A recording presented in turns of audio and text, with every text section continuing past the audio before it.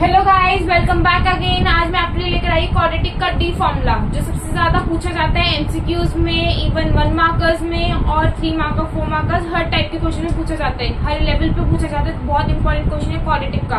ठीक है, तो डी मेथड क्या होता है, उससे पहले हमें एक स्टैंडर्ड इक्वेशन पता होनी चाहिए, that is ax² + bx + c। a is the what coefficient of x², b is what coefficient of x, C is what constant, that is number, जैसे 1 2 3 कोई भी नंबर हो constant। ओके, A अगेन जो x² के साथ चिपका हुआ हो that is A, जो x के साथ चिपका हो that is B। ओके, तो अगर हमें x की वैल्यू निकालनी है, या तो हम मिडिल टर्म सीखते हैं, मिडिल टर्म जिसको आती है ठीक है, अदरवाइज जिस बच्चे को मिडिल टर्म नहीं आती है, डिफिकल्ट लगता है, तो उसका नेक्स्ट तरीका क्या है, x = -b ± √d/2a। This is the formula. इसका मतलब क्या हुआ, प्लस माइनस का ये बच्चे के क्या है, x1 will be my one time I will take plus and another time I will take -b -√d/2a। मतलब क्या है, इसमें एक बार प्लस लेंगे, एक बार माइनस लेंगे। ओके, अब सबसे बड़ी पॉइंट है कि व्हाट इज √d। जो d और a तो हमें पता है क्या है, but what is √d। d क्या आएगा, b² - 4ac, है ना। b का फॉर्मूला क्या होता है, b² - 4ac। मतलब हम लोग अगर लेट्स सपोज 3x² + 4x + 8 है, तो इसमें मेरा a होएगा 3, b होएगा 4 एंड c इज माई 8। मैं पुट करूंगी तो मेरी d की वैल्यू आएगी, ठीक है, जैसे कि मैं बोल रही हूँ 3 का स्क्वायर, b है ना, माई b इज माई 4, 4 का square -4 into a is my 3 into 8, 16 minus 12 into 8, 96।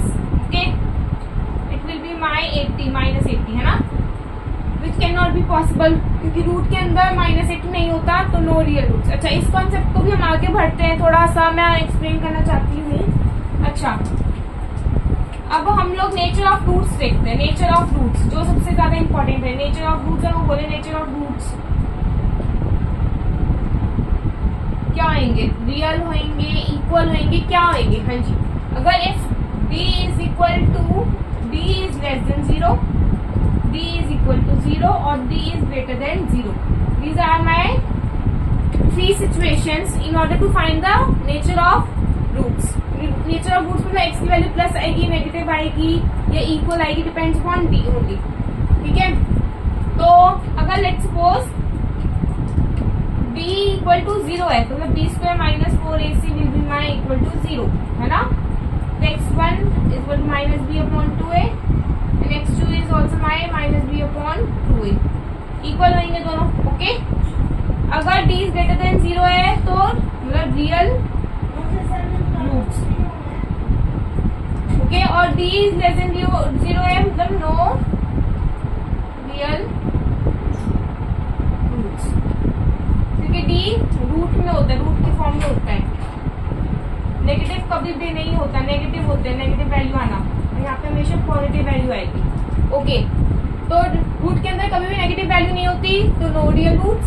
अगर पॉजिटिव है तो रियल रूट्स, और इक्वल टू 0 आ रहा है तो equal roots. Thank you so much guys, stay tuned.